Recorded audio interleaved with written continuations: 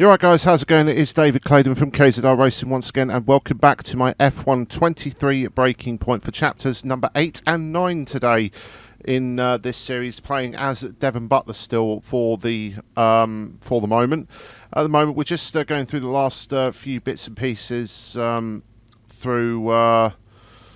the emails and whatnot. We did get a call from our father Davidoff on this opening cutscene, but unfortunately my footage corrupted on that first part, and I had to re-record it again. So not too much we can do. Not too much we could do about that. We got few bits and pieces to go through, so we just all the email and the socials and that. So we're going to head into the next chapter. Australian Grand Prix several weeks later, Chapter 8, a strong start to the season for Konnersport has the team in high spirits as the paddock heads to Melbourne for the Australian Grand Prix. And we head back into Devon's dressing room. I'm expecting a phone call any minute. Although apparently not, as it turns out. So we're just going to go through all the details and everything. We got an email from Phil Paget, our man in the garage, asking us to come down to the garage early just to see if we can get a few more bits and pieces on the car. Casper Ackerman got a great start to the season, but not all. But now's always the risky part. Let's keep the energy up and not take our eyes off the prize. Yarra Valley tour is booked and confirmed. That's all there. And one more thing, also I forgot to mention, I had 2 calls from a private clinic, mentioned something about an appointment you booked but won't talk to me about it. Do you know anything about this, and if so, can you call me? Interesting. So from a private clinic, is there something going on in Devon's head, perhaps a mental issue? I don't know. So we're going to head into the Australian Grand Prix mid-race. A solid performance in qualifying has the team in a good position at the Australian Grand Prix.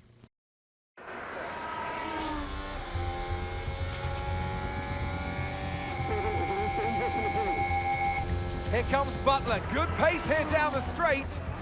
Into the corner we go. That's a little too late, and he nearly goes off the track on the exit. Ant, is that a lapse in concentration? I think just a little bit of desperate driving there, Crofty. He's pushing way too hard. I mean, there's nobody else around him at this stage. Okay, Devon, we're going to have to ease off from the brakes.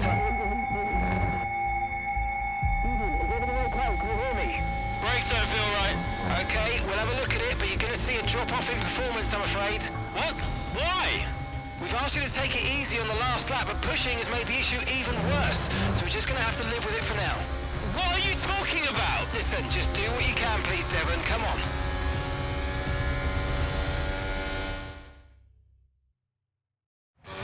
on. Okay, so we have ongoing brake issues, and as such, our target objective is just to hold on to as many positions as we can, but with the pace that we do have, and with a bit of luck, as you can see already, we've caught up to 2 cars ahead of us as Ocon and Stroll have been fighting throughout the majority of that lap. We've only got 5 laps at the end of this one to hold on to as many positions as we can, but we're going to get good drive off that final corner and get alongside Esteban with DRS. He's got DRS too, but we're not using ERS. We're trying to save that as much as we can. We switch back to the outside and go around the outside of Esteban to get the better racing line through those 2 corners.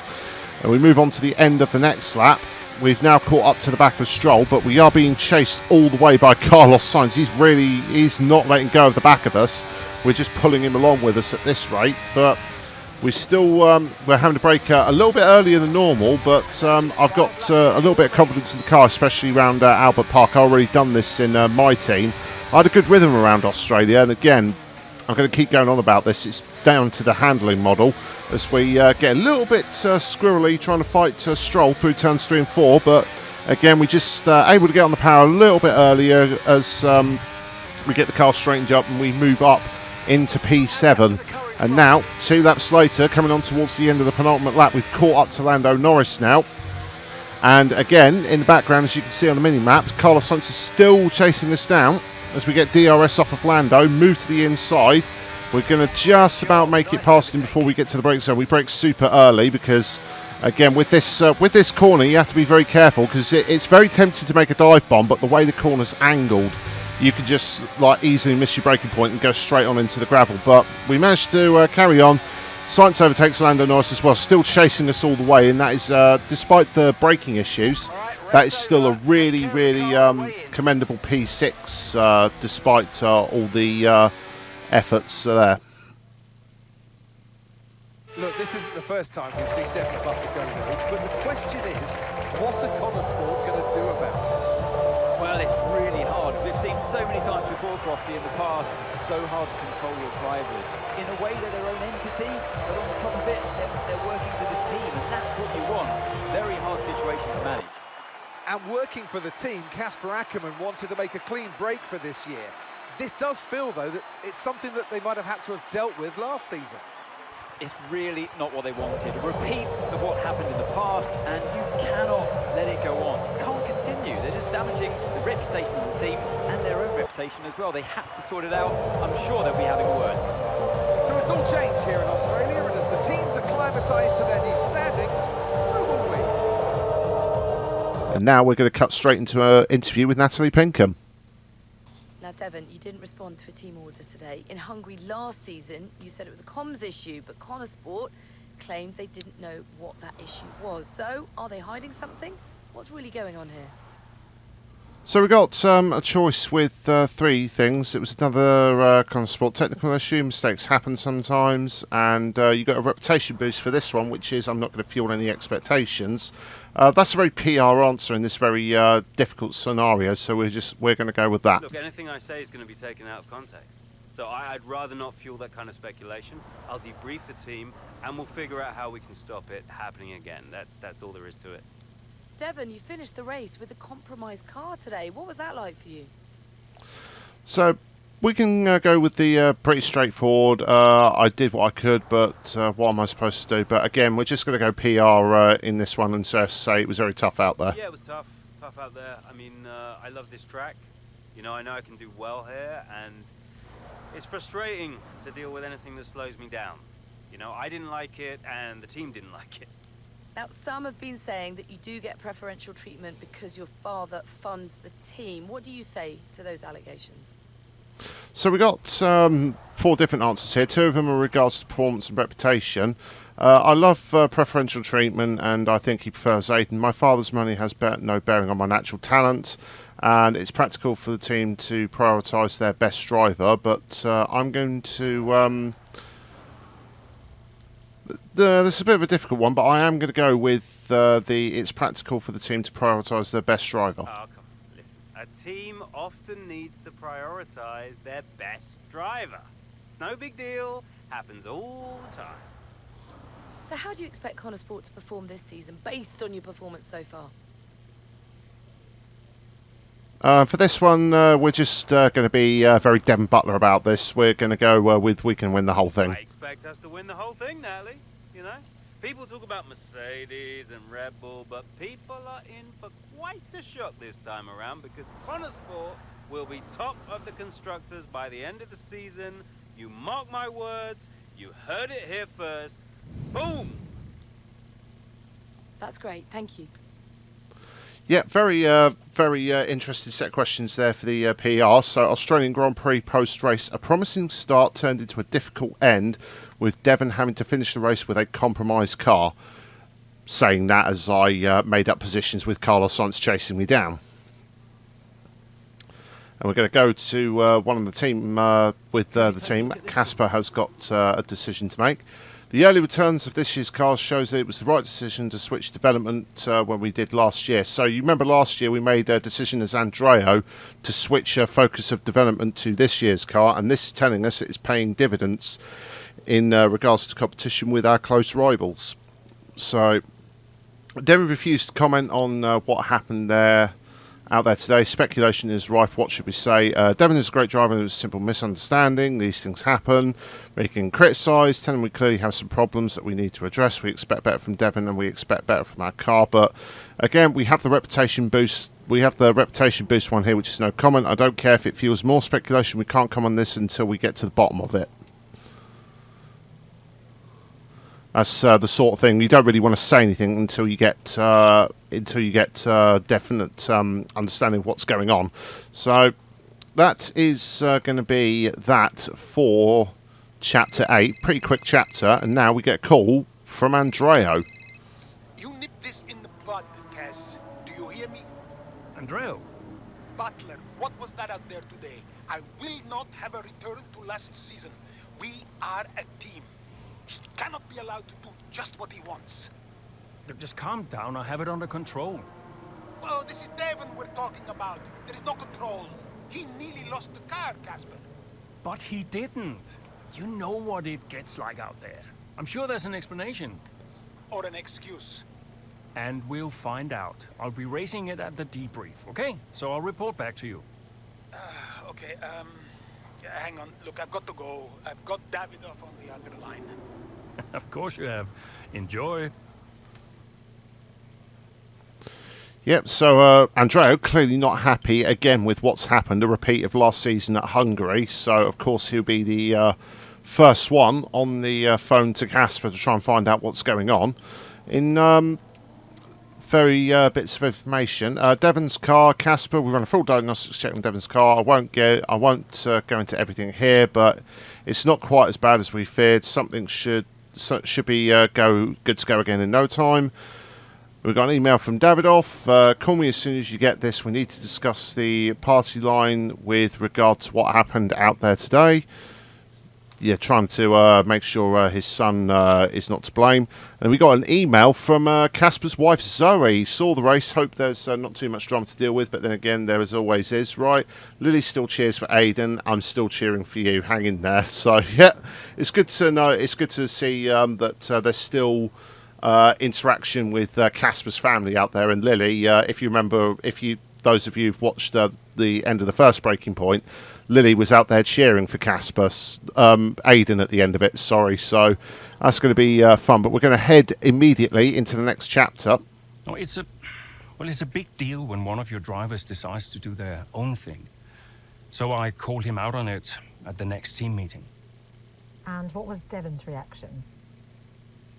Well, he denied the whole thing. Blamed it on a comms fate. Which I thought was strange. The same thing happened the year before when I was principal, and he gave the exact same excuse.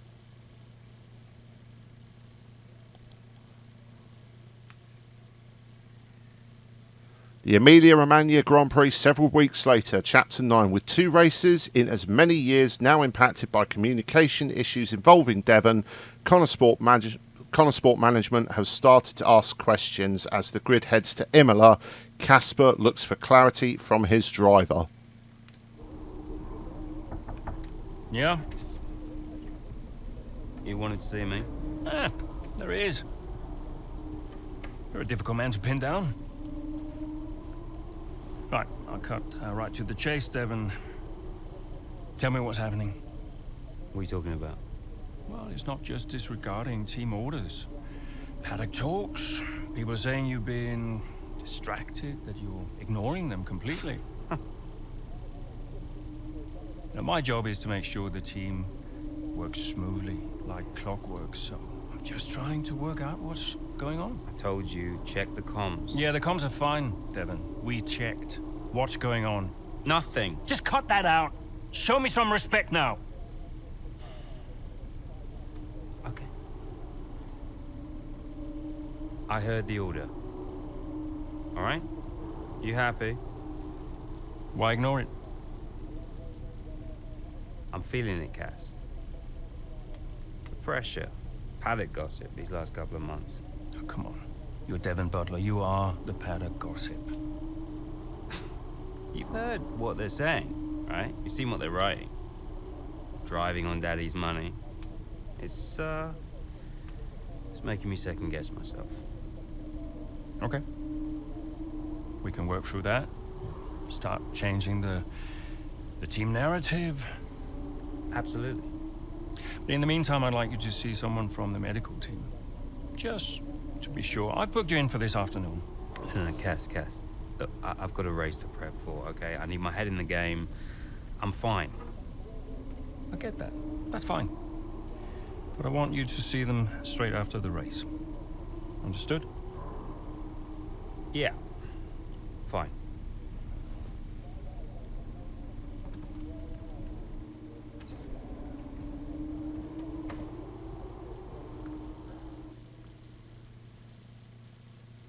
So even Devon Butler is admitting that the pressure is getting to him and involving with the medical team. So, and there's a thing with the medical team as well. So it's going to be interesting. We're going to see how this race goes, providing everything is all in order. It usually should be with the emails and everything. We'll have a look in here. Hey Devon, we know there's a lot of focus on you in the press right now after Melbourne. We're working to stem the tide, but we thought maybe we can arrange an interview for you. That's probably not going to happen. Casper, thanks for the chat. There's one from Casper. Thanks for the chat earlier. I appreciate your honesty. My door is always open. I know you like to deal with things on your own terms, but I'm here to help. Just say the word. So despite the history there, it's good to see that Casper is putting that aside to focus on the benefit of the whole team and his drivers. So that's a good thing to see. And then, of course, just a quick email confirming your medical checkup at Casper's request. If you could head over after the race, they'll be ready to see you. So that is all well and good for the emails. So we're going to head into the Emilia-Romagna race, mid-race that is. Feeling the pressure mount, Devon hopes a strong performance will divert the team's attention from any concerns about his health.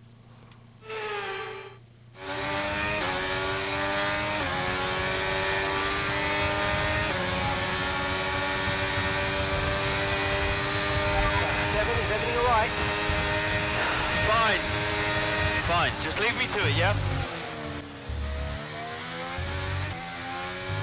So we've got our primary objective to finish the race. That's all it is. But I suspect I suspect that may not be the case as we get overtaken by Oscar Piastri. We're down in P16, so Devon's had a rotten race so far. So we're going to do whatever we can to make that up. As we catch back up to Oscar Piastri, who in turn has caught up to Logan Sargent. He's going to go for a move on Sargent. We're going to go the other side of Sargent. This is going to be a daring double overtake down into the Ravazza.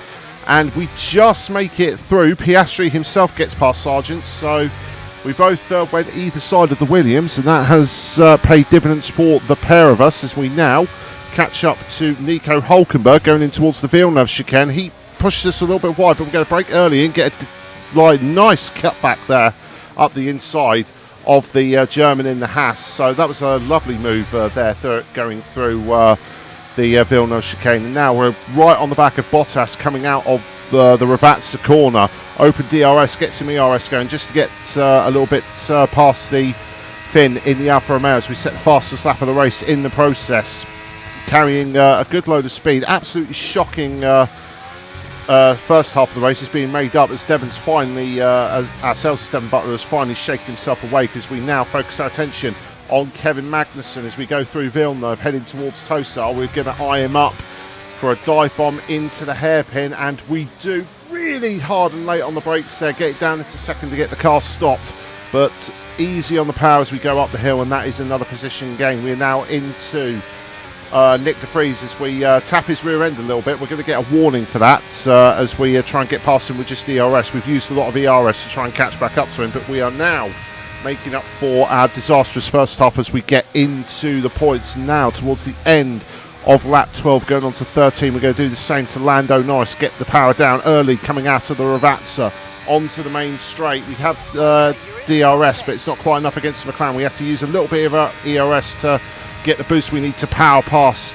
the McLaren driver, and we move up into P9, and now we've got our teammate just ahead of us, so we're going to go through Tamburello and now power after our teammate who's up ahead in P8. However,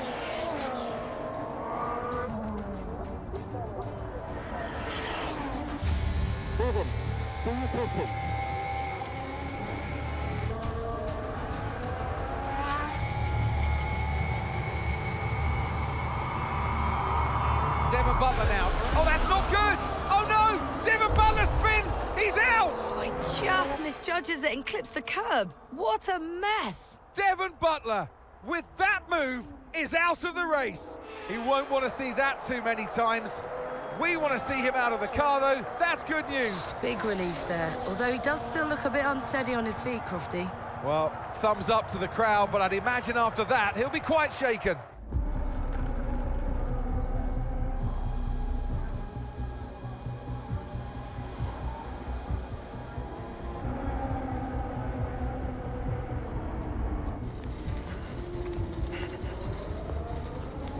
Hey.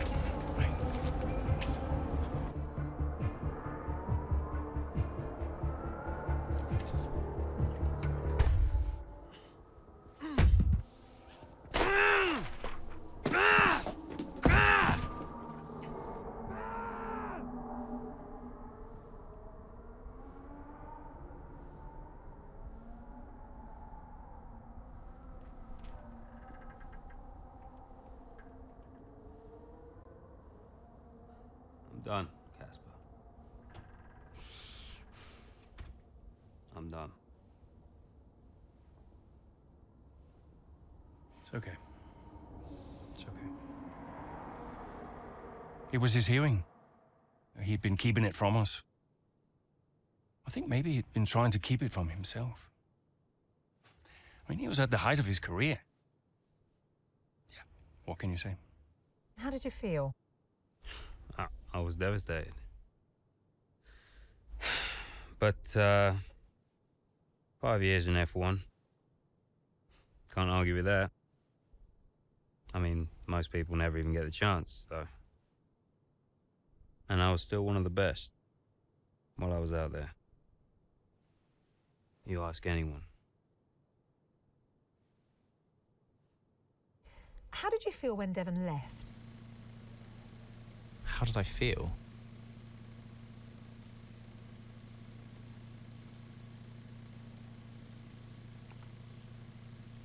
It was a medical issue. It was a medical issue. His hearing was so bad he couldn't hear anything over the comms, and it also affected his equilibrium. You saw the tunnel vision on that last cutscene. Wow. Devon Butler forced to retire from a medical issue. That's going to be an interesting next chapter. So if you did like this episode, guys, do feel free to like and share this video around. It really helps. Subscribe to the channel and turn on notifications so you don't miss any of those videos. I'm David Clayton of KZR Racing, and I will see you next time. Goodbye.